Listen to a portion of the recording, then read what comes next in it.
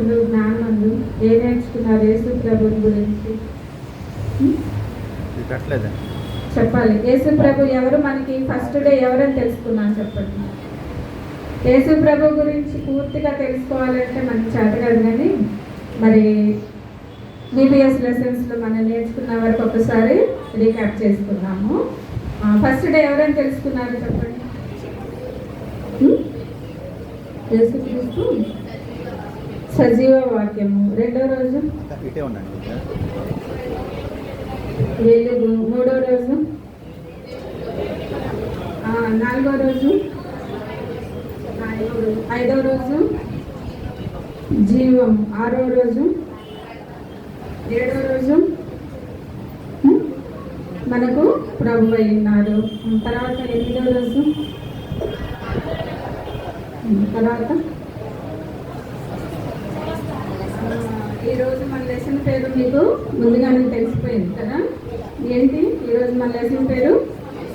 యేసుక్రీస్తు ప్రభు వారు మనకు సమస్తమై ఉన్నారనమాట. ఆయన మనకు అన్ని సమస్తము అంటే యేసుక్రీస్తు ప్రభు వారు కేవలం మన ఆధ్యాత్మికమైన అవసరాలు, స్పిరిచువల్ నీడ్స్ మాత్రమే తీర్చే దేవుడు కాదనమాట. మనం ఈ లోకంలో ఉన్నప్పుడు మనం మరి చాలా భౌతిక అవసరాలు కలిగి ఉంటాం కదా, ఆ అవసరాలు కూడా తీర్చుతారనమాట. యేసుక్రీస్తు ప్రభు వారి లోకంలో ఉన్నప్పుడు శిష్యులను ఎలా ప్రేమించారు, శిష్యులతో ఎలా పెరిగారు, ఇలాంటివన్నీ కూడా మనం మరి ఈరోజు చూద్దాము.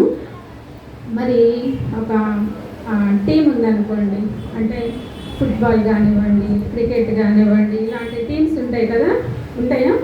టీమ్గా ఆడతారనమాట. మరి ఇలాంటి ఆటలో ఒక నాయకుడు ఉంటాడు మనకి కదా. ఆ నాయకుడు ఏం చేస్తాడు? ఆ టీంలో ఇంకా ప్లేయర్స్ కూడా ఉంటారా? ఉంటారు. మరి ఆ ప్లేయర్స్ అందరిని గురించి ఆ నాయకుడికి తెలిసి ఉంటుంది. మరి ప్లేయర్స్ నాకు ఆట వచ్చు కదా, ఆటలో రూల్స్ అన్నీ తెలుసు కదా, ఇంకా నేను ఆడేసుకుందాము అని అనుకుంటే సరిపోతుందా? ఆ టీం తెలుస్తుందా? బాగా ఆడిద్దా? లేదు. మరి ఏం చేయాలి? ఆ టీంలో ప్లేయర్స్ అందరూ మరి నాయకుడితోటి ఏం కలిగి ఉండాలి? నాయకుడితోటి టీంలో ఉన్న మిగతా ప్లేయర్స్కి ఏం ఉండాలి? కోఆపరేషన్ ఉండాలి, మంచి కోఆర్డినేషన్ ఉంటేనే మరి ఆ టీం చక్కగా సక్సెస్గా ఆడగలుగుతుంది అనమాట. మరి అలాగే ఆ టీం కూడా ఎలా ఉండాలి అంటే నాయకుడికి ఆ టీంలో టీంలో ప్లేయర్స్ అందరిని గురించి తెలిసి ఉంటుంది. ఏ ప్లేయరు ఎక్కడ పెడితే ఆట బాగా ఆడతాడు, ఏ ప్లేయర్ ఎక్కడ ఉండాలి, వాళ్ళ వీక్నెస్ ఏంటి, లేకపోతే వాళ్ళ యొక్క బలం ఏంటి, బలహీనత ఏంటి, అన్నీ కూడా ఆ టీం లీడర్గా తెలిసి ఉంటాయి కదా. అట్లాగా ఆ టీం లీడర్ ఏం చేస్తాడు అంటే ఆ ప్లేయర్స్ని చక్కగా ఆడిస్తాడు, లీడ్ చేస్తాడు అనమాట. మరి మన జీవితంలో కూడా మనం ఎవరిని మన లీడర్గా లేకపోతే మన నాయకుడిగా కలిగి ఉండాలి చెప్పండి. ఎవరిని కలిగి ఉన్నాం? ఒక పొలిటికల్ లీడర్నా, సినిమా హీరోనా, లేకపోతే క్రికెట్ ప్లేయర్నా, లేకపోతే ఇంకా మనకి ఎవరైనా ఉంటారు కదా, ఎవరిని కలిగి ఉంటే మంచిది చెప్పండి. యేసుక్రీస్తు ప్రభు వారిని కలిగి ఉంటాం. Very good. యేసుక్రీస్తు ప్రభు వారిని మన నాయకుడిగా మనం మన జీవితంలో కలిగి ఉండాలి. మన జీవితంలో కలిగి ఉండాలంటే యేసుక్రీస్తు ప్రభు వారు మన జీవితంలోకి వచ్చేసేది అనమాట. ఎలా వస్తారు అంటే మనం మన రక్షకుడిగా అంగీకరించి మన రమ్మని పిలిస్తేనే మన జీవితంలోకి వస్తారు. మరి మనం కూడా యేసుక్రీస్తు ప్రభు వారిని ఆహ్వానిస్తేనే మన జీవితంలోకి వస్తారనమాట. అయితే మరి దినం వరకు మనం నేర్చుకున్నట్లు యేసుక్రీస్తు ప్రభు వారు శ్రమలు పొందారనమాట. మరి శిలువకు అప్పగిస్తూ వచ్చారు. మరి దీనికి కొన్ని రోజులు ముందుగానే, ఒక నెల రోజులు ముందుగానే, అంటే దాదాపు మనం 15 అధ్యాయాల నుంచి చూస్తున్నాం. ఏమని చెప్తారు అంటే యేసుక్రీస్తు ప్రభు వారి శిష్యులకి నేను శ్రమలు పొందబోతున్నానని, మరి ఆ శ్రమలు పొందిన తర్వాత మరి తను ఇక్కడ ఉండనని చెప్పేసి తన ప్లేస్లో మరి పరిశుద్ధాత్మని మీకు అనుగ్రహిస్తానని ఇవన్నీ కూడా చెప్తా ఉంటారు.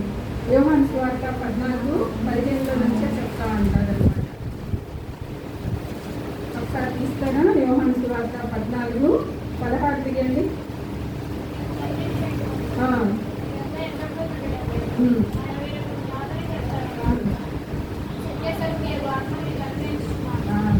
మరి ఇప్పుడు 14వ అధ్యాయం నుంచి ఇలాగా యేసు ప్రభు వారు ఏం చేస్తూ ఉంటారు అంటే మరి శిష్యుల్ని ప్రిపేర్ ఉంటారు. ఎందుకు సడన్గా యేసు ప్రభు వారు మరి చనిపోయి మరి లేకుండా వెళ్ళిపోతే మరి శిష్యులు చాలా కలవరపడతారు. అందుకని చెప్పేసి యేసుక్రీస్తు ప్రభు వారు యోహాను సువార్త 14వ అధ్యాయం అంటే 14కి నేను ఇప్పుడు మన వాక్య భాగం 21 అనమాట.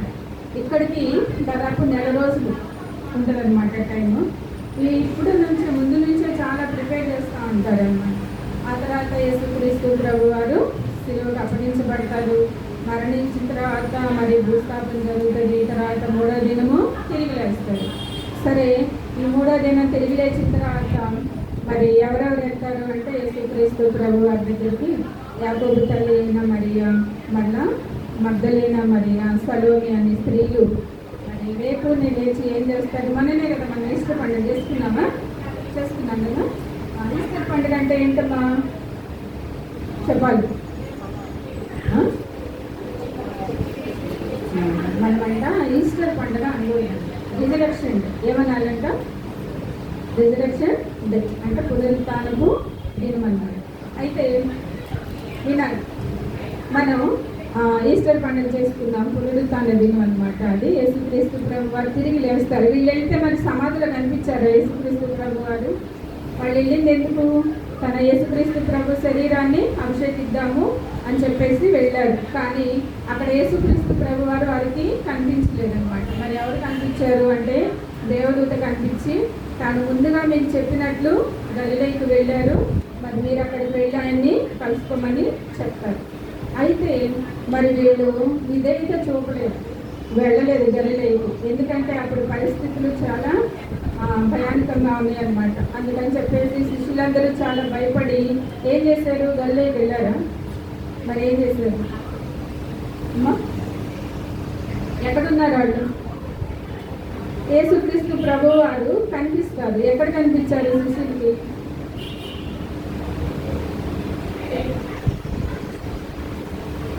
వాళ్ళు మేడగదిలో ఉండి తలుపేసుకొని లోపల ఉంటారు. వాళ్ళు తలుపులేసుకొని లోపల ఉన్నప్పటికీ కూడా యేసుక్రీస్తు ప్రభు వారు లోపలికి వచ్చి మరి ప్రత్యక్షం అవుతారు. ప్రత్యక్షం వచ్చి మీకు సమాధానం కలుగును కాక అని చెప్తారు. తన చేతులను చాపుతారు, తన గాయాలను చూపిస్తారు, కొన్ని మాటలు చెప్తారు. తండ్రి నన్ను పంపించినట్లు నేను మిమ్మల్ని పంపిస్తున్నాను. ఇవన్నీ చెప్పిన తర్వాత తన అదృశ్యుడే వెళ్ళిపోతాడు. మరి అప్పుడు తోమ ఉండడు. మళ్ళీ తోమ వచ్చిన తర్వాత వీళ్ళు శిష్యులందరూ కూడా చెప్తారు, ఇట్లా యేసుక్రీస్తు ప్రభు వారు నాకు కనిపించారు అని. తోమ ఏమంటాడు అంటే, నేను నమ్మను, మీకు గాయాలు చూపించాడు కదా, నాకు కూడా చూపించాలి, నేను వాటిలో ఏం చేయాలన్నాడు, వేలు పెట్టి చూస్తేనే నమ్ముతానని చెప్పాడు. సరే, మళ్ళా యేసు ప్రభు వారు 8 రోజులు అయిన తర్వాత వీళ్ళు మేడగదిలో గదులు తలుపు మూసి ఉండగానే లోపలికి వస్తారు, కనిపిస్తారు. తోమని నా చేతిలో వేలు పెట్టి చూడమంటాడు, గాయంలో వేలు పెట్టి చూడమంటే తోమ చాలా బాధపడతాడు. నా ప్రభువా, నా దేవా అని అంటాడు. ఇది 2 సార్లు జరిగిన తర్వాత శిష్యులు కొంచెం ధైర్యం వస్తుంది. ఇప్పుడు వాళ్ళు ఏం చేస్తారంటే గలిలయ సముద్ర తీరానికి వెళ్తారు. ఇప్పుడు ఎక్కడికి వెళ్తారు చెప్పాలి? ఎక్కడికి వెళ్తారు? యేసుక్రీస్తు ప్రభు వారు ముందు చెప్పినట్టు గలిలయ సముద్ర తీరానికి వెళ్తారండి.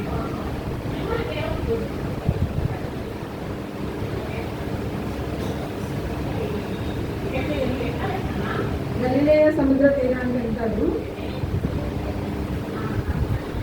అక్కడికి వెళ్ళిన తర్వాత అక్కడ పేతురు ఎవరు కనిపించరు? యేసుప్రభు కనిపిస్తాడు. గలిలయ సముద్ర తీరంలో వెళ్ళగానే యేసుప్రభు కనిపించడు. మరి మీకు పరిశుద్ధాత్మను పంపిస్తానని యేసుక్రీస్తు ప్రభు వారు చెప్పారు. అక్కడ పరిశుద్ధాత్మ దేవుడు కూడా కనిపించడు. ఏం చేయాలో తెలియదు. శిష్యులకి చాలా కలవరంగా ఉంటుంది. వాళ్ళకి ఏం చేయడానికి పని లేదనమాట ఇప్పుడు. అందుకని చెప్పేసి వీళ్ళు ఏం చేశారు? అలా చూస్తూ ఉంటే వాళ్ళకి సముద్రం కనపడింది. సముద్రం నిండా ఏముంటాయి? చేపలు ఉంటాయి. వీళ్ళు విడిచిపెట్టి వచ్చిన దోణిలు కనిపిస్తున్నాయి. వీళ్ళకి ఆల్రెడీ వీళ్ళు ఎవరు? చేపలు పడతారు. వీళ్ళు జాలర్లు అనమాట. కాబట్టి ఇక ఖాళీగా కూర్చోలేకపోయాడు అనమాట పేతురు. ఆ వలలతోటి ఆ సముద్రంతో శోధించబడినప్పుడు అంటాడంటే, అబ్బాయి నేను చేపలు పట్టడానికి వెళ్తున్నాను అంటాడు. అనగలో మిగతా వాళ్ళు కూడా ఏమంటారు? ఫ్రెండ్స్ కనుక అదే నేను ఆడుకోవటానికి వెళ్తున్నానంటే మిగిలిన వాళ్ళు కూడా ఏమని చెప్తారు? మేము వస్తామంటారు కదా, నేను వస్తాను కదా అంటారు. అలాగే వీళ్ళు కూడా ఏం చేస్తారంటే మేము వస్తామన్నారు. మేము వస్తామని అందరు కలిసి వెళ్ళారనమాట. ఆ సముద్రపు ఒడ్డున ఎంతమంది శిష్యులు ఉన్నారంట చెప్పండి? ఎంతమంది వెళ్ళారు అక్కడికి? 7. చెప్పండి అమ్మా, ఎంతమంది శిష్యులు ఉన్నారు? యోహాను 21:2లో 7 పేర్లు ఉన్నాయి, ఒకసారి చదువుతారా?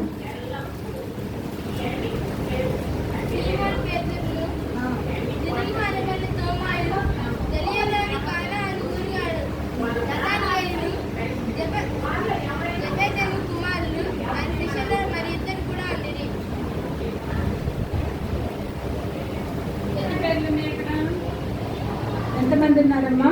5 కదా. ఇంకొక 2 కూడా ఉన్నారన్నారు, కానీ వాళ్ళ పేర్లు అయితే అక్కడ లేవు. వాళ్ళు పేతురు యొక్క సహోదరు, బహుశా పేతురు సహోదరులైన ఆంద్రేయ అను ఫిలిప్, వీళ్ళిద్దరు అనమాట. మొత్తం 7 ఉన్నారు అక్కడ.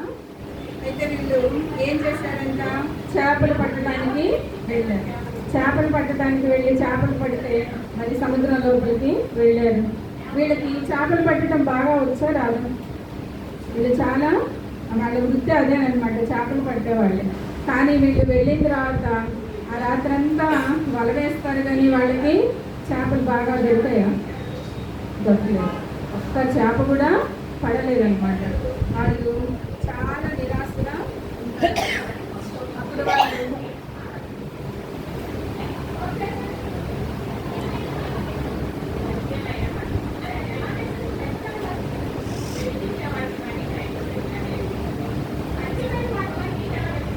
వాళ్ళతో వస్తుంటారు. కాళ్ళి వాళ్ళు ఉంటారు, వాళ్ళ దగ్గర ఒక్క చేప కూడా లేదు. సూర్యోదయం అయ్యేటప్పుడు ఏం చేస్తూ ఉంటారంటే తిరిగి ఒడ్డుకు వస్తూ ఉంటారు.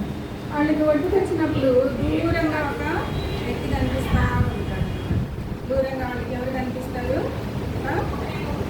ఎవరో నిలబడి కనిపిస్తూ ఉంటారు.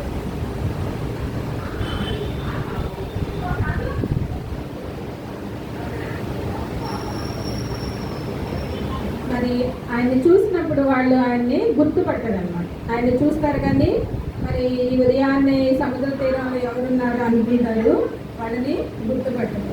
ఎవరైనా యేసుక్రీస్తు ప్రభు. మరి మన జీవితాల్లో కూడా మనకి చాలాసార్లు దేవుడు మాట్లాడుతూనే ఉంటాడు, కానీ మనం ఏం చేయము? గుర్తుపట్టాం, ఆలకించాం, దేవుని స్వరాన్ని వినలేము. వీళ్ళు కూడా వినలేదన్నమాట, ఆయన్ని గుర్తించలేదు. సరే, వాళ్ళ దగ్గరికి వచ్చేటప్పటికి యేసు ప్రభు వారు అడుగుతారు, ఏమని? పిల్లలారా, తినడానికి మీ వద్ద ఏమైనా ఉన్నదా అని అడుగుతారు అన్నమాట. అడిగితే వాళ్ళు ఏమంటారు? ఇంకా వాళ్ళ దగ్గర ఏమైనా లేదు. ఏం చెప్తారంటే ఏమీ లేదని చెప్తారు. అప్పుడు యేసుక్రీస్తు ప్రభు వారు ఒక మాట చెప్తారు, మీ దోణులకి కుడివైపున వల వేయండి అని చెప్తారు. కుడివైపున వల వేసినప్పుడు వాళ్ళకి బాగా విస్తారమైన చేపలు పడతాయి, వాళ్ళ నిండు పడతాయి అన్నమాట. అప్పుడు గుర్తుపడతారు. ఎవరు గుర్తుపడతారు? యోహాను అనే శిష్యుడు గుర్తుపడతారు. ఏమని గుర్తుపడతారు? ఈయన ప్రభు సుమి అంటాడు. ఏమంటాడు? ఈయనెవరు? ప్రభువు. ఎప్పుడు తెలిసింది ప్రభు అని? విస్తారమైన చేపలు ఉన్నప్పుడు తెలిసిందనమాట. ఈయన ప్రభు సుమి అని గుర్తుపడతాడు. మరి వాళ్ళు ధోనిలో వెళ్ళటానికి ముందు కనీసం ప్రార్థన కూడా చేయలేదు. అందుకని చెప్పేసి వాళ్ళకి ఒక్క చేప కూడా దొరకలేదు అనమాట. వాళ్ళకి చేపలు పట్టడం బాగానే వచ్చు. సముద్రం నిండా ఏమున్నాయి? చేపలు ఉన్నాయి, వాళ్ళ దగ్గర వల ఉంది. కానీ ఎందుకు పడలేదు అంటే వాళ్ళు కనీసం దేవుడి సహాయాన్ని అడగలేదు. ఇప్పుడు దేవుడు చెప్పినట్లు విధేయత చూపించేసరికి ఏమొచ్చాయి? విస్తారమైన చేపలు వచ్చాయి అన్నమాట. మరి మన జీవితంలో కూడా మన దేవునికి ఎప్పుడైతే విధేయత చూపిస్తామో మన జీవితం కూడా చాలా ఆశీర్వాదకరంగా ఉంటుందన్నమాట. అప్పుడు వెంటనే ఏం చేశాడు అంట? పేతురు నీళ్ళల్లోకి దూకేశాడు. అది వీళ్ళందరేమో వస్తూ ఉంటారు.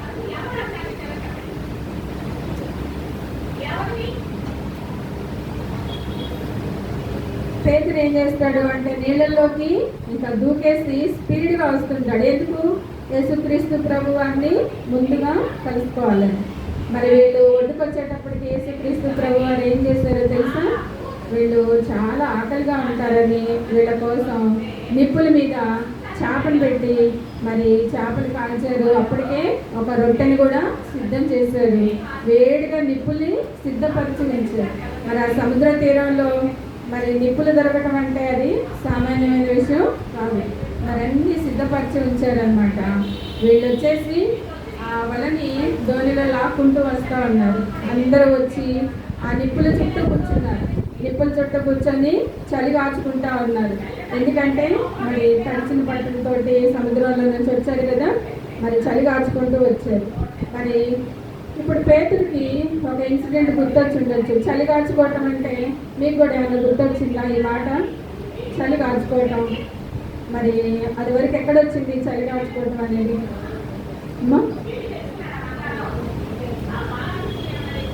గుర్తొచ్చింది. ఎప్పుడు ఎప్పుడు చలి కాచుకున్నారు? ఎవరు కాచుకున్నారు?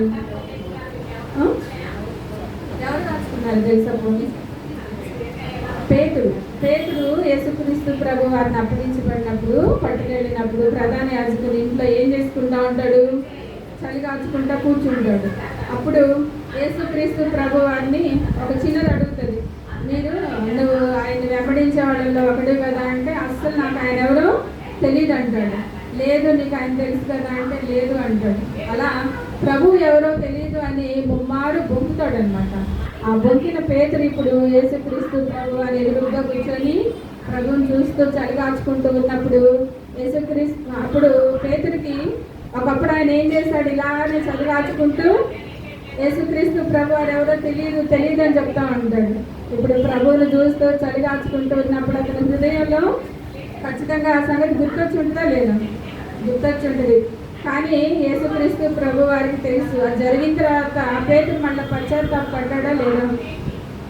బొంకిన తర్వాత పశ్చాత్తాపడతాడు, ఏడుస్తాడు అనమాట.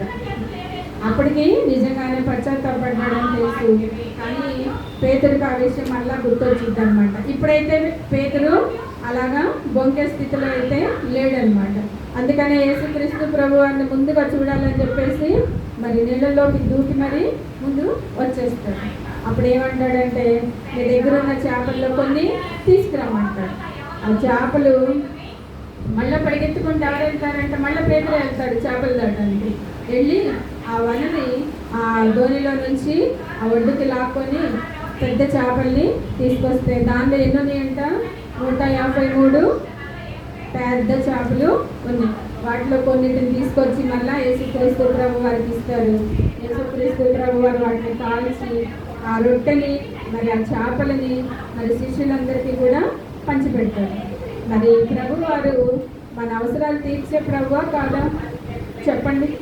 ఆకలి కడుపులో ఆకలి అవుతుంది, అది బయటికి కనిపించిందా? కనిపించదు. కానీ యేసుక్రీస్తు ప్రభు వారి శిష్యుల ఆకలిని కూడా గుర్తెరిగారు.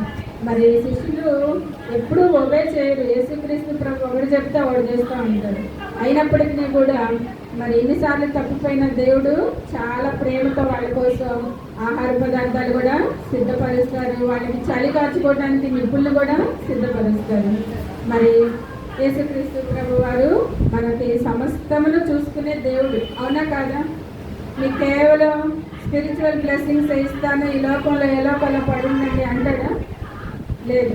ఈ లోకంలో మనకు కావాల్సిన ప్రతి అవసరాన్ని తీరుస్తూ ఉంటారు. మనల్ని చాలా కాపాడుతూ ఉంటారు. మనకు తెలియదు మనం దీనిలో నుంచి తప్పించబడ్డామా అన్న విషయం మనకు తర్వాత ఎక్కడికో అర్థమైంది. మరి అదంతా కూడా మనల్ని ఎవరు తప్పిస్తూ ఉన్నారు, ఎవరు కాపాడుతున్నారు అంటే యేసుక్రీస్తు ప్రభు వారు కాపాడబడ్డారనమాట.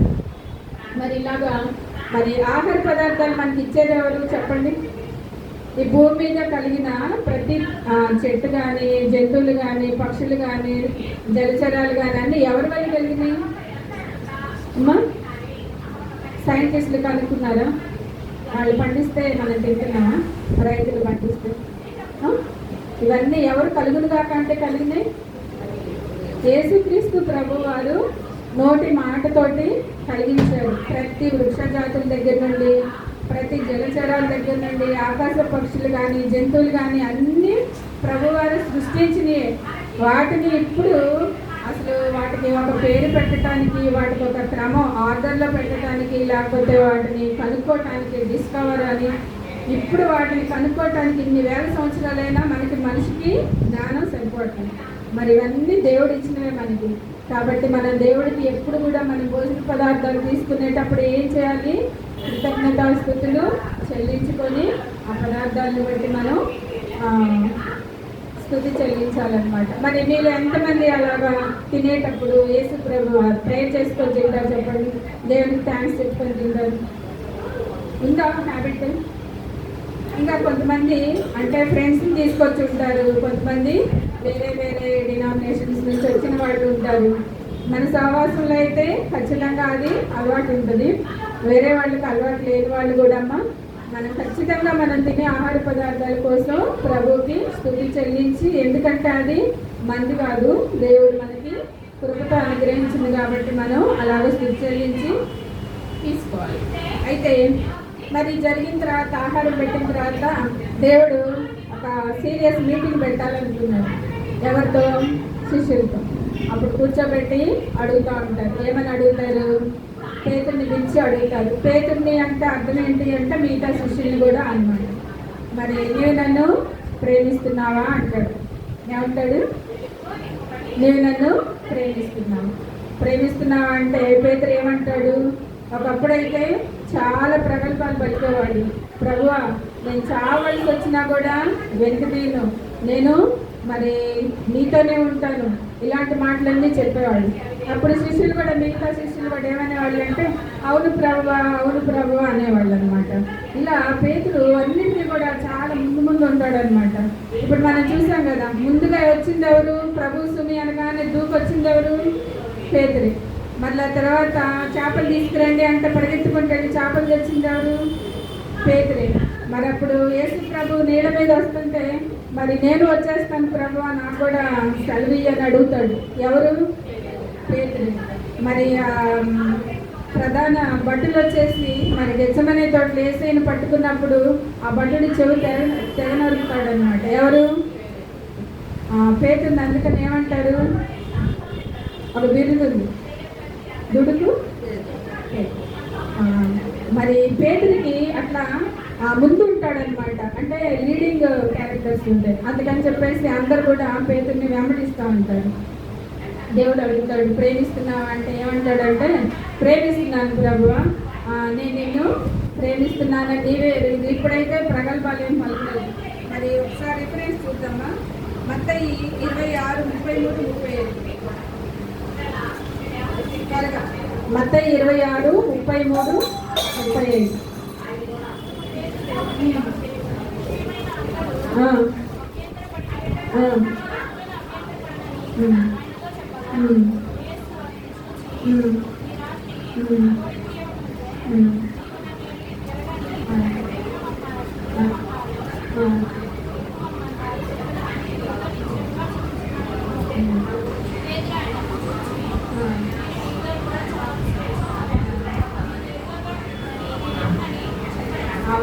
ఏమంటాడంట పేతుని, నువ్వు 3 సార్లు నన్ను ఎరగనని ముమ్మారు బొగుతావంటే నేను చావనైనా చేస్తాను కానీ ప్రభువా అలా మాత్రం చెప్పను అంటాడు. అంటే చాలా ఉద్రేకపూర్వకంగా ఆవేశంగా ఆన్సర్స్ ఇస్తుంటాడు అనమాట పేతురు. ఇంకొకటి కూడా చెప్పండి అమ్మా, మత్తయి 26:56. చెప్తారు వాయిస్ ఎవరు రిఫరెన్స్ దీనిలో పడుతున్నారు కదమ్మా.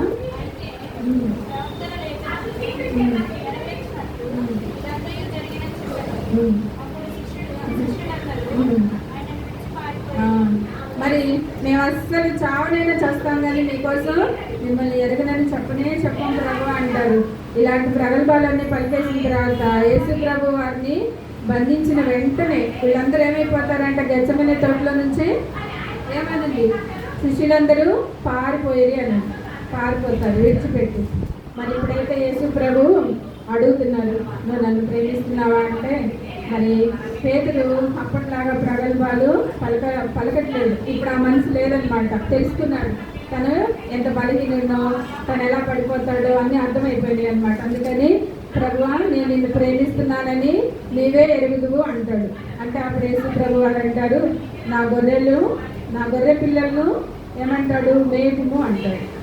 మళ్ళా రెండోసారి అడుగుతాడు, సిమోను పేతురు నువ్వు నన్ను ప్రేమిస్తున్నావా అంటే ప్రభువా నేను నిన్ను ప్రేమిస్తున్నానని నీవే ఎరుగుదు. అమ్మ చదివించట్లేదు ఎందుకంటే కొంచెం టైం సరిపోతుంది. అప్పుడు ఏమంటాడు అంటే నా గొర్రెలను కాయము అంటాడు. మళ్ళా అడుగుతాడు, పేతురు నువ్వు నన్ను ప్రేమిస్తున్నావా అంటాడు. అంటే ఇంకా మూడోసారి కూడా అడిగేసరికి పేతురికి చాలా బాధ అనిపిస్తుంది. బాధ అనిపించి ప్రభువా ఏమంటాడు ఒకసారి చూడండి. అవును ప్రభువా నేను నిన్ను ప్రేమించున్నానని నీవే ఎరుగుదువు అని చెప్తాడు. అప్పుడు మరి నా గొర్రెలను మేపుము అంటాడు. ఇలాగా మరి పేతురికి ఏమని చెప్తాడు అంటే యేసుక్రీస్తు ప్రభు వారు మరి 3 సార్లు అడిగిన తర్వాత నా గొర్రె పిల్లలను మేపమంటాడు, రెండోసారి నా గొర్రెల్ని కాయమంటాడు, మూడోసారి నా గొర్రెల్ని మేపుము అని అడుగుతాడు అనమాట. మరి ఈ గొర్రెల్ని కాయటం అంటే ఏంటి అంటే మరి యేసు ప్రభు వారు ఆయన్ని ఎందుకు తీసుకొచ్చారు, ఎందుకు పిలిచారు అంటే ఫస్ట్ వీళ్ళందరూ కూడా జాలరు కదమ్మా. అయితే వీళ్ళకి మరి యేసు ప్రభు వారు శిష్యులుగా పిలుచుకున్నప్పుడు ఒక మాట చెప్తారు. ఏమని చెప్తారు? నేను మిమ్మల్ని ఎవరిని పట్టేటట్టు చేస్తానన్నాడు, మనుషులను పట్టు జాలి. ఇప్పుడు యేసు ప్రభు వారు అదే అడుగుతున్నారు అనమాట. ఏమని అడుగుతున్నారు అంటే నువ్వు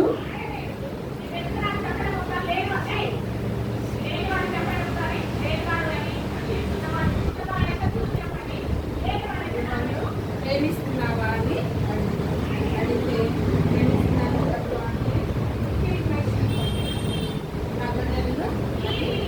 మేపుము అని చెప్పేసి చెప్తాడన్నమాట. మనం కూడా ఏం చేయాలంట? యేసు ప్రభు వారి గొర్రెలంట ఎవరు?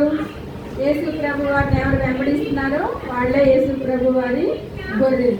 మరి గొర్రెలు గొర్రె పిల్లలు అని 2 సార్లు చెప్తారు. గొర్రె పిల్లలు అంటే ఎవరు అంటే మనం చూస్తే మరి కొత్తగా రక్షణలోకి వచ్చిన వాళ్ళు ఉంటారు కదమ్మా, మరి దేవుణ్ణి నమ్ముకున్న వాళ్ళు.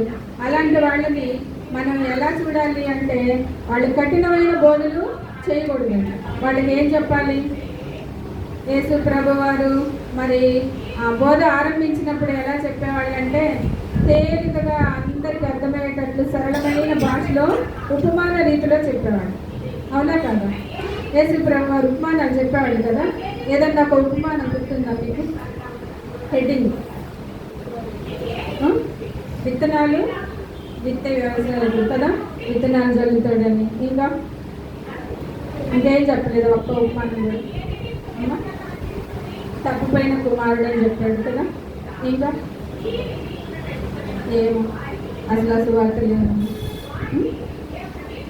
చాలా ఉపమానాలు యేసుక్రీస్తు ప్రభు వారు చెప్తా వచ్చారు. ఎందుకు అలా చెప్పేవాళ్ళు అంటే ఆ ఉపమానాలు కూడా శిష్యులకు అర్థమయ్యేవి కాదు. అర్థమయ్యేవి కాకపోతే ఇలాగనే విత్తువాని ఉపమానం అర్థం కాకపోతే మళ్ళీ శిష్యులు యేసు ప్రభు వారు ఏకాంతం ఉన్నప్పుడు అడుగుతూ వస్తారు. ఏమని? ప్రభువా ఆ ఉపమానం నాకు అర్థం కాలేదు, మళ్ళా చెప్పవా అంటే యేసుక్రీస్తు ప్రభు వారు ఎంత మంచి దేవుడో కదా, అన్ని మళ్ళా వివరంగా త్రోవ పక్కన పడటం అంటే ఏంటి, ముళ్ళ కంపులో పడటం ఏంటి, రాతి మీద ఏంటి, మంచినీళ్ళ మీద పడటం అన్నీ చెప్తూ వివరిస్తూ వస్తారు. మరి అలాగా యేసు ప్రభు వారు ఎలాగైతే ఉపమానాల ద్వారా ఫస్ట్ తన బోధన చెప్తా వచ్చారు. ఎందుకు అలా చెప్తారంటే చిన్నపిల్లల నుంచి పెద్దవాళ్ళ వరకు అందరికీ కూడా అర్థం అవుతాయి అన్నమాట. మరి ఒకటి పేతురు 1:2-3 త్వరగా. పేతురు 1:2-3 త్వరగా.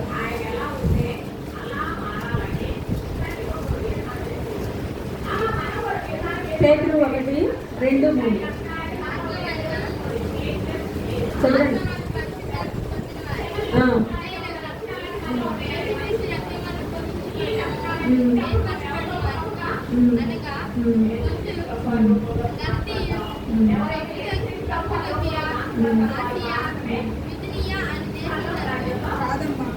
మొదటి పేతురు 2:3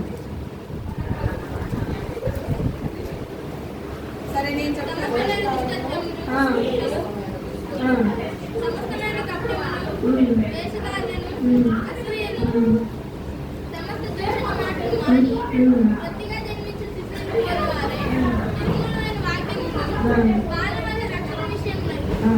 అంటే కొత్తగా రక్షణలోకి వచ్చిన వాళ్ళు వేషధారణ దుష్టత్వము అవన్నీ కూడా విడిచిపెట్టి రక్షణలోకి వచ్చిన వాళ్ళకి నిర్మలమైన వాక్యము అనే పాల ద్వారా మనం ఏం చేయాలంటే వాళ్ళని పోషించాలన్నమాట. మరి కొత్తగా శిశువు జన్మించినప్పుడు ఒకేసారి బలమైన ఆహారం పెట్టం కదా. ముందు ఏం చేస్తాం, పాలు ఇస్తారు. పాల తర్వాత కొంచెం కొంచెంగా సెమీ సాలిడ్, తర్వాత సాలిడ్ అలాగా మనం అలవాటు చేస్తాం. మరి అట్లాగానే మరి వాక్యం అనే నిర్మలమైన పాల ద్వారా మనం ఏం చేయాలంటే కొత్తగా జన్మించిన శిశువుల్ని పోషించాలి. నెక్స్ట్ వీళ్ళు గొర్రె పిల్లలు అనమాట. మరి గొర్రెలకి ఏం చేయాలి? గొర్రెలు ఒక్కసారి చూడండి, Hebరీ 5:12 త్వరగా 12 నుంచి 14. Hebరీ 5:12-14.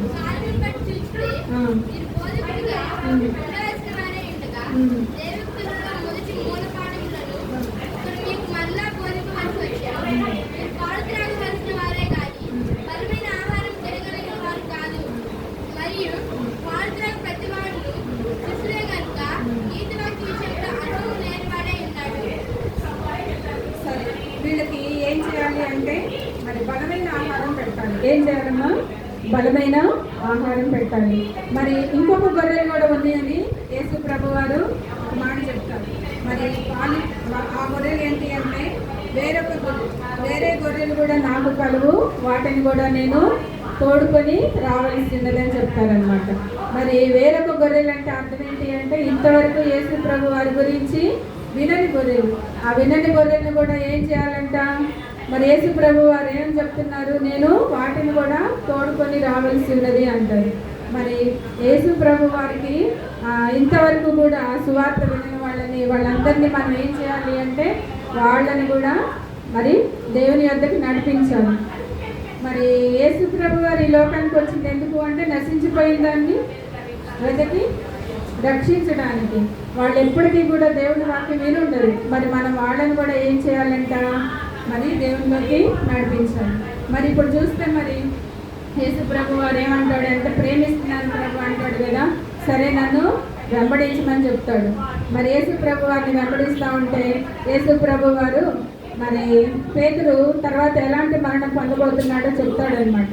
ఇప్పుడు నువ్వు వయసులో ఉన్నావు, నీ నడుము పట్టుకొని నీకు నచ్చిన చోటుకి వెళ్తావు, తర్వాత నీకు వృద్ధుడు అయినప్పుడు నీ చేతులు చాపుతావు, నీ నడుము పడతారు, నీకు ఇష్టం లేని చోటుకి నేను ఎత్తుకొని తీసుకెళ్తారని చెప్తాడు. ఇది దేన్ని సూచిస్తుంది అని చెప్తారు అంటే పేతురు తర్వాత యేసుక్రీస్తు ప్రభు వారి గురించి ఎలాంటి మరణం పొందబోతున్నారో దాన్ని ఉద్దేశించి ప్రభువారు చెప్తారు. అయినా పేతురికి సంతోషమే. ఎందుకోసం? ఒకసారి మాట ఇచ్చాడు కదా, ప్రభా నీ కోసం చావటానికి కూడా నేను సిద్ధమని. మరి ఆ మాటను నిలబెట్టుకోవటానికి పేతురు దాన్ని కూడా సంతోషంగా స్వీకరిస్తాడు. సరే వీళ్ళు వెళ్తుంటే వీళ్ళు వెనకాల యోహాన్ వస్తూ ఉంటాడు. యోహాన్ రావటం చూసి అడుగుతాడు, ప్రభువా మరి ఇతని సంగతి ఏంటి అంటాడు. అతని సంగతి నీకెందుకు, నేను మళ్ళా వచ్చే వరకు అతను ఉండటం నాకు ఇష్టమైతే దాంతో నీకేం పని అంటాడు. అంటే అర్థం ఏంటి? నీ పని నువ్వు చూసుకొని చెప్పాడు.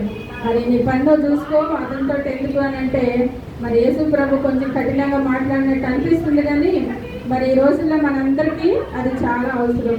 మరి మనం ప్రతి ఆదివారం చూస్తూ ఉంటాం, బలలో పాల్పొందేటప్పుడు మరి చెప్తా ఉంటారు, ఏం చేసుకోమని చెబుతారు? ఇతరులందరినీ పరీక్షించమని చెప్తారు అంకులు వాళ్ళు. ఏం చేసుకోమంటారు? స్వపరీక్ష. ఎవరిని వాళ్ళని పరీక్ష చేసుకొని మరి వాళ్ళలో తీసుకోమంటారు. మనం ఎప్పుడు ఏం చేస్తాం?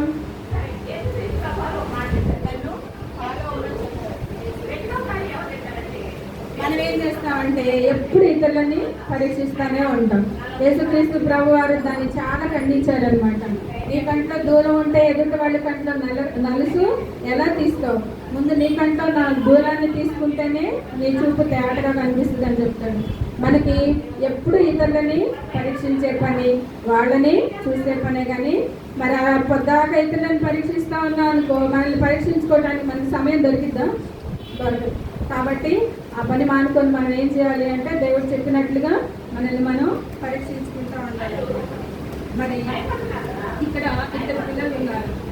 ఈ ఇద్దరు పిల్లలు ఎవరు అంటే షార్టీ అండ్ వీళ్ళు ఏం చేస్తారు అంటే సైకిల్ రేస్ ఉంటుందమ్మా, వీళ్ళకి ఈ సైకిల్ రేస్లో పాల్గొనాలని అనుకుంటారు.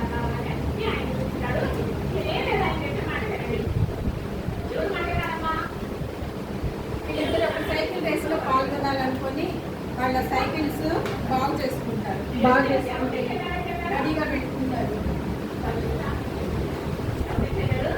అయితే వీళ్ళంతా రెడీగా ఉన్నప్పుడు వీళ్ళలో శాంతి అనే అమ్మాయికి బాగా వచ్చనమాట. అంతలో ఈ రేస్లో పాల్గొనడానికి టోనీ అనే అబ్బాయి కూడా, కానీ టోనీకి ఏమవుతుందంటే చివరి నిమిషంలో తన సైకిల్ టైర్ పంచర్ అయిపోయి గాలి. మరి టోనీనేమో కొంచెం పేదవాడు అనమాట. మరి ఇప్పుడు తను వచ్చేసరికి వీళ్ళిద్దరు ఏం మాట్లాడుకుంటారు, ఓ ఇది గ్యారంటీగా టోనీ విన్ అవుతాడు, నేను ఓడిపోతానని షార్టీ చాలా డిసప్పాయింట్ అయింది. ఇప్పుడు తన సైకిల్ పంచర్ అయిందని తెలిసి చాలా సంతోషపడేది. అమ్మయ్య ఇంకా టోనీ రేస్లో పాల్గొంటాడా, పాల్గొనడు, అప్పుడు మనకి చక్కగా నేనే విన్ అవ్వచ్చు కదా అని సంతోషపడింది. కానీ అప్పుడు దేవుడు మాట్లాడతాడు, ఏమని, షార్టీ ఇది చాలా తప్పు, మరి టోనీ దేవుడిని ఎరగడు కదా, నువ్వేం చేస్తావంటే నువ్వు డ్రాప్ అయిపో, నీ సైకిల్ ఎవరికి ఇవ్వు, టోనీకి ఇవ్వు. అప్పుడు టోనీ మరి ఈ రేస్లో పాల్పొందుతాడు. అప్పుడు టోనీ నీతోటి ఫ్రెండ్ అవుతాడు. అప్పుడు అలా చిన్నగా నువ్వేం చేయొచ్చు, యేసుక్రీస్తు ప్రభు గురించి చెప్పొచ్చు, దేవుడి ప్రేమ గురించి చెప్పొచ్చు అని చెప్తే ఫస్ట్ ఏం చేస్తుంది, దేవుడికి లోబడుతుంది. ఏం చేస్తుందమ్మా, దేవుడికి లోబడుతుంది. జీసస్కి ఫస్ట్ ప్లేస్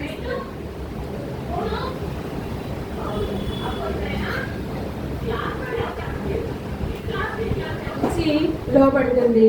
లోబడి టోనీని పిలిచి నేను రేస్లో పాల్గొనలే, నువ్వు తీసుకొని ఆ సైకిల్ అని చెప్పింది. చక్కగా టోనీ రేస్లో పాల్గొంటాడు, విన్ అవుతాడు. షార్టీకి ఆ సిచ్యువేషన్ చాలా బాధగా ఉంటుందా, లేకపోతే చాలా జాయిగా ఇచ్చేసింది అంటారా? ఎవరికైనా నేను గెలవాలని ఉంటుందా, పక్కన వాళ్ళని గెలిపించాలని ఉంటుందా? మీరైతే పక్కన వాళ్ళని గెలిపించడానికే చాలా కష్టపడతారు కదా, మీరు గెలవడానికి ఎప్పుడు ప్రయాసపడతారు, అంతేనా? మంచి పిల్లలు చెప్పండి, మనం గెలవాలని ఉంటుందా, పక్కన వాళ్ళని గెలిపించాలని ఉంటుందా? మనం గెలవాలని అనుకుంటాం కదా. కానీ దేవుడు చెప్పినప్పుడు మరి ఎవరికి ఇచ్చింది, దేవునికి మరి ఫస్ట్ ప్లేస్ ఇచ్చింది. ఆ తర్వాత అదర్స్కి ఇవ్వాలన్నమాట. అంటే ఇప్పుడు ఎలాగైతే మరి టోనీకి హెల్ప్ చేసిందో అలా మనం కూడా ఇతరులకి హెల్ప్ చేయాలన్నమాట. ఇతరులకి హెల్ప్ చేసి దేవుడు ఎరగని బిడ్డల్ని మనం ఏం చేయొచ్చు అంటే దేవుడి వైపు అలాగే మనం ఆకర్షించాలన్నమాట. అలాగా హెల్ప్ చేసి తనకి ఏం చేస్తుంది అంటే తనకి లాస్ట్ ప్లేస్ ఇచ్చింది. అంటే తను అసలు పాల్గొనలేదు, అవునా కదా? మరి తనకి చాలా బాధ కలిగించే విషయం. తన సైకిల్ తను చక్కగా మరి పాల్గొనాలని అన్ని రెడీ చేసుకుంది. లాస్ట్ మూమెంట్లో ఏమైపోయింది, డ్రాప్ అయిపోయింది. టోనీకి ఛాన్స్ ఇచ్చింది. టోనీ చక్కగా పాల్గొన్నాడు, విన్ అయ్యాడు, ప్రైజ్ తెచ్చుకున్నాడు. మరి షార్టీ తోటి మరి స్నేహంగా ఉన్నాడు. షార్టీ యొక్క ఉద్దేశం ఏంటి అంటే టోనీని చిన్నగా దేవుని వైపు నడిపించాలని. సరే, ఇక్కడ గర్ల్ బాయ్ పెట్టానని మనం కూడా అట్లా ట్రై చేద్దాం అనుకోవద్దు. నాకు బొమ్మలు దొరక పెట్టాను. మనం కూడా మన ఫ్రెండ్స్ అంటే బాయ్స్కి అనమాట, బాయ్స్కే హెల్ప్ చేయాలి, గర్ల్స్కి హెల్ప్ చేయొచ్చు. అయితే ఇలాగ మనం జీసస్కి ఫస్ట్ ప్లేస్, తర్వాత అదర్స్కి, తర్వాత మనకి అలా ఇచ్చుకుంటే మన జీవితంలో ఏమొస్తుందంట, చెప్పండి, జయబాబాయ్ అంటే ఏంటమ్మా, జాయ్, సంతోషం వస్తుంది అనమాట. కాబట్టి దేవుడు మనకి మరి చాలా సంతోషాన్ని ఇస్తాడు, ఇతరులకి హెల్ప్గా ఉంటాయి. మరి ఇక్కడ దేవుడు మనల్ని ఒక విషయం అడుగుతున్నాడు. ఏమడుగుతున్నాడు, పేతుర్ని మరి చాలా మంది చూస్తే దేవుడికి పూర్తిగా వాళ్ళ జీవితాల్లో స్థానం ఇవ్వదు. ఎప్పుడు ఇస్తారు, ఆదివారం చర్చికి వచ్చిన రోజు మాత్రమే జీసస్ గుర్తొస్తాడు. ఇంక తర్వాత ఎప్పుడు కూడా వాళ్ళ జీవితంలో మళ్ళీ ఆదివారం దాకా యేసుక్రీస్తు ప్రభు అనేవాళ్ళు ఒకళ్ళు మనకి ఉన్నారని కానీ, ఆయన్ని ప్రతిదీ అడగాలని కానీ, ప్రే చేయాలని, బైబిల్ చదవాలని, మరి మన ప్రతి విషయంలో మనం సహాయం పొందుకోవాలని ఏం గుర్తుండదు. మరి సండే వచ్చిన రోజు మాత్రం అమ్మ ఈరోజు సెలవు వచ్చింది అంటే చర్చికి వెళ్ళాలి, అక్కడ ఎవరు ఉంటారు మన కోసం, అక్కడ యేసుక్రీస్తు ప్రభు ఉంటారు, ఒక్కరోజు ప్రార్థన చేస్తే చాలు కదా. అలా కాదు, మనం ఏం చేయాలంట, ప్రతి విషయంలో కూడా దేవుణ్ణి మనకి ప్రభువుగా సమస్తం మీద అనమాట అధికారిగా ఉండమని అడగాలి. అప్పుడే దేవుడు మన హృదయంలోకి మన జీవితాల్లోకి వస్తారు, మనకి అధికారిగా ఉంటారు. సమస్తం మీద ఆయన ప్రభుత్వానికి మనం అప్పగించుకోవాలి. అప్పుడే ఆయన మనకి ప్రభువుగా ఉంటారనమాట. అప్పుడు మనల్ని గైడ్ చేస్తారు. మరి సండే క్రిస్టియన్స్గా ఉంటారా మీరందరూ? చెప్పండి. సండే క్రైస్తవుల, మండే క్రైస్తవులు? మండే క్రైస్తవులు అంటే ఇదో గ్రూప్ ఉందనుకోబాకండి. మండే అంటే సోమవారం అంటారు, క్రీస్తు కొరకు మండాలి అనమాట. అట్లా అనమాట. సరే, మనందరినీ దేవుడు ఇప్పుడు ఇంకో ప్రశ్న కూడా అడుగుతున్నాడు. ఏమని అడుగుతున్నాడు? అప్పుడు పేతురుని అడిగాడు కదా, ఏం ప్రశ్న అడిగాడు అమ్మా? డూ యూ లవ్ మీ అంటున్నాడు అనమాట. మీరు ఎవరిని అడగొద్దు, దేవుడు మిమ్మల్ని అడుగుతున్నాడు. నన్ను ప్రేమిస్తున్నావా అని అడుగుతున్నాడు. ఏం చెప్తారు చెప్పండి? అవునా, ప్రేమిస్తున్నాడు నిజంగానే? పేతురు ఏం చెప్పాడు? నేను నిన్ను ప్రేమిస్తున్నానా, నీకే తెలుసు ప్రభు అంటాడు కదమ్మా. మీరు కూడా ప్రేమిస్తున్నారా? ఎంతమంది ప్రేమిస్తున్నారు చూపించాలి. యేసుక్రీస్తు ప్రభు అని ఎంతమంది ప్రేమిస్తున్నారు? చేయి చూపిస్తే సంతోషపడతాం. మిగిలిన వాళ్ళందరూ ప్రేమించట్లేదా? మన మిమ్మల్ని ప్రేమిస్తున్నారా తల్లిదండ్రులు? సరే, ప్రేమించిన వాళ్ళకి ఒక ఆజ్ఞ ఇచ్చాడు. పేతురికి ఏం చెప్పాడు? నా గొర్రెల్ని మేపుము అన్నాడు. మరి మనకు కూడా ఈరోజు అదే ఆజ్ఞ ఇస్తున్నాడు. ఏమని చెప్తున్నాడు? నా గొర్రెల్ని మేపుము, నా గొర్రె పిల్లల్ని కాయము, నా గొర్రెల్ని కాయము, నా గొర్రె పిల్లల్ని మేపమంటున్నాడు. మరి మనం ఆయన గొర్రెల్ని మేపాలంటే ముందు మనం ఏమవ్వాలి? ఆయన అనుసరించే గొర్రెలుగా ఉంటేనే మనం వేరొక గొర్రెలకి కూడా దారి చూపిస్తాం. మరి యేసుక్రీస్తు ప్రభు వారు గొర్రె పిల్లల గురించి, గొర్రెల గురించి ఇంకొక కేటగిరీ కూడా చెప్పాడు. వేరొక గొర్రెలు ఉన్నాయా? వేరొక గొర్రెలు ఉన్నాయా ఈ లోకంలో? ఉన్నాయమ్మా? వేరొక గొర్రెలు లేవా? ఎవరు ఆ వేరొక గొర్రెలు? యేసుక్రీస్తు ప్రభు అంటే ఎవరో అస్సలు తెలియని వాళ్ళు, వినని వాళ్ళు. వాళ్ళు ఎక్కడుంటారండి అనకండి. ఎక్కడుంటారు? మీ చుట్టూ, మీ క్లాసెస్లో, మీ కాలేజెస్లో, మన ఇంట్లో పక్కన, మన బంధువుల్లో, మన ఇంట్లో కూడా ఉండొచ్చు. మరి వాళ్ళందరికీ మనం ఏం చేయాలి? యేసుక్రీస్తు ప్రభు వారి గురించి తెలియచేయాలి, ఆయన ప్రేమ గురించి తెలియచేయాలి. ఆయన మనకి ఏం చేశారు? యేసుక్రీస్తు ప్రభు దేవుడు అంటే ఆయన ఏం చేశాడు, ఎందుకు వచ్చాడు, మన కోసం ఏం చేశాడు, మన కోసం ఏం సిద్ధపరిచాడు అన్నీ చెప్పాలన్నమాట. ఆయన మన కోసం భూమి మీదకి మానవ రూపంలో వచ్చాడు, శిలువ మీద మరణం పొందారు, మన పాపాలన్నీ తను తీసుకున్నాడు, మనల్ని నీతిమంతులుగా చేశారు. మరి చనిపోయి సమాధిలోనే ఉన్నారా? ఇంకా కొంతమంది జీవితాల్లోనైతే ఆయన ఇంకా సమాధిలోనే ఉంటాడు. కాదు, యేసుక్రీస్తు ప్రభు వారిని మనం లేపాలన్నమాట. లేచిన దేవుడని నమ్మాలి. లేచి పునరుత్థానుడై లేచారు. లేచి ఎక్కడికి వెళ్ళారు? మన కోసం స్థలం సిద్ధపరచడానికి వెళ్ళారు. మళ్ళా వస్తారా? రారా? వస్తారా? స్థలం సిద్ధపరిచి అక్కడే ఉండరు, మళ్ళా వస్తారు, మనల్ని తీసుకెళ్తారు. కాబట్టి ఆ శుభప్రదమైన నిరీక్షణ క్రైస్తవులందరికీ కూడా ఉండాలి. మరి అదే విషయాన్ని మనం ఏం చేయాలి? వేరొక గొర్రెలకి కూడా చెప్పాలి. మరి అప్పుడే రక్షించబడిన వాళ్ళతోటి మనం కఠినమైన ఉపదేశాలు చేయకూడదు. వాళ్ళకి ఏం చెప్పాలి అంటే చిన్న ఉపమాన రీతిలో ఉన్న మంచి సువార్త బోధలన్నీ కూడా చెప్తా ఉంటే మన మాటల్లో వాటిని మనం చర్చించాలన్నమాట. కూర్చొని నేను చదువుతా అని చెప్పడానికి అంత చేయాల్సిన పని లేదు. మనం ఎలా చెప్పచ్చు?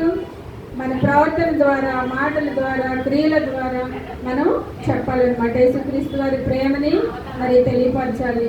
మరి ఇంకా పెద్దవాళ్ళకి ఏం చేయాలంట?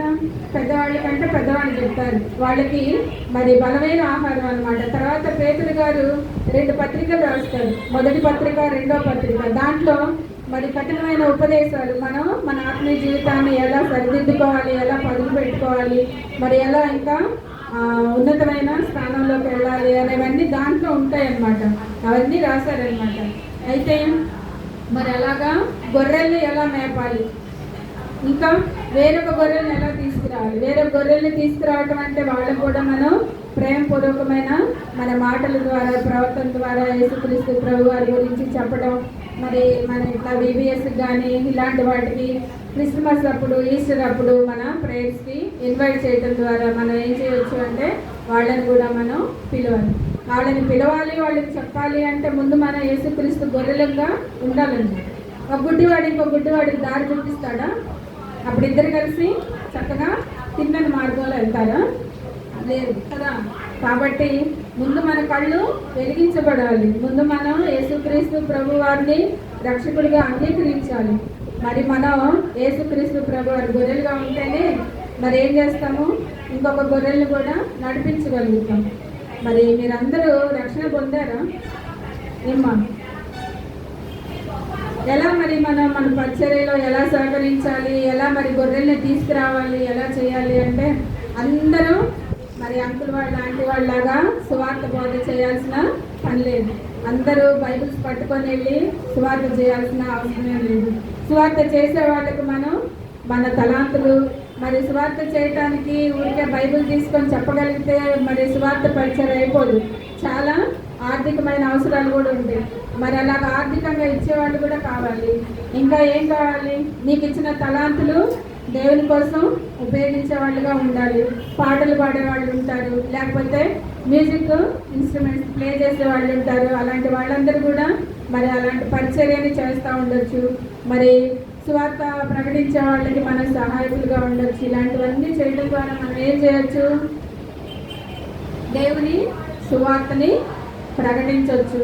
మరి దేవుడు చెప్పినట్లుగా తన గొర్రెల్ని వేరొక గొర్రెల్ని నడిపించవచ్చు, తన గొర్రెల్ని మరి కాయొచ్చు.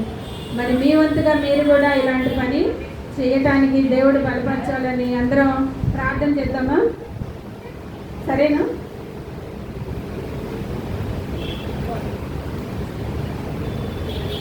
ప్రేర్ చేస్తారమ్మా. మీరు కూడా దేవుడిని అడగాలన్నమాట. ప్రభువా, నన్ను కూడా కొంతమందినైనా మీ వైపు నడిపించే దానికి సహాయం చేయండి అని మీరు కూడా ప్రార్థన చేసుకోవాలి. అప్పుడే దేవుడు మీకు అట్టి కృపను అనుగ్రహిస్తాడు. అందరు మోకరించండి, ప్రయత్నం.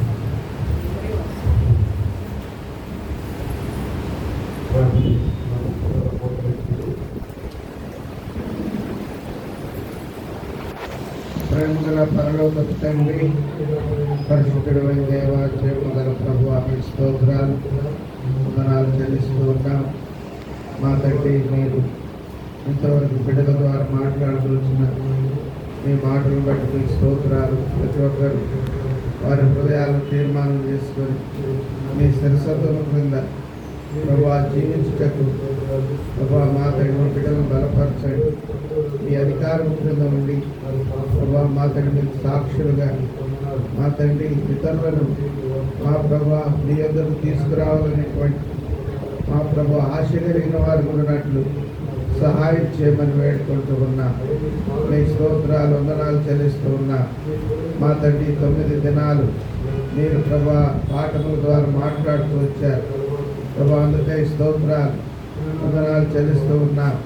మీ పట్ల మీ పరిచర్య పట్ల వాంఛ కలిగిన వారుగా అనేకులను మీ వద్దకు తీసుకొచ్చేవారు ఉన్నట్లు సహాయం చేయండి ప్రభా. మీ బిడ్డలు మీకు హృదయాలు ఇచ్చి మిమ్మల్ని అంగీకరించి వారు తమ పాపములు ఒప్పుకొని వాటిని విడిచిపెట్టి మీ కొరకై జీవించే భాగ్యం ప్రతి ఒక్కరికి దయచేయండి ప్రభా. మీకు స్తోత్రాలు వందనాలు చెల్లిస్తున్న వర్క్ పూర్తి చేయడంలో మీ జ్ఞానం దయచేయండి ప్రభా. మీకు స్తోత్రాలు చెల్లిస్తూ ఉన్నా. అలాగే హ్యాండ్ వర్క్ పూర్తి చేయడంలో కూడా సాయం చేయండి ప్రభు. ఎవరి బిడ్డలు మాట్లాడి మీ యొక్క విశ్వాసం వచ్చి మీ రక్షణ పొందుకొని ఈ VBS నుండి తిరిగి వెళ్ళినట్లు కృప దయచేయమని వందనములు స్తోత్రములు మీకు చెల్లిస్తూ ప్రభువైన యేసుక్రీస్తు వారి శ్రేష్టమైన నామమున స్తుతించి వేడుచున్నాము తండ్రి, ఆమేన్.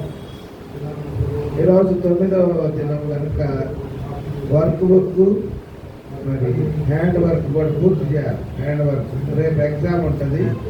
రేపు వర్క్ బుక్ ఎగ్జామ్ ఉంటుంది, హ్యాండ్ వర్క్ ఉండదు.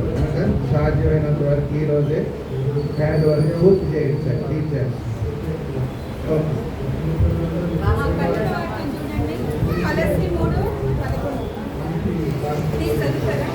Colors 3:11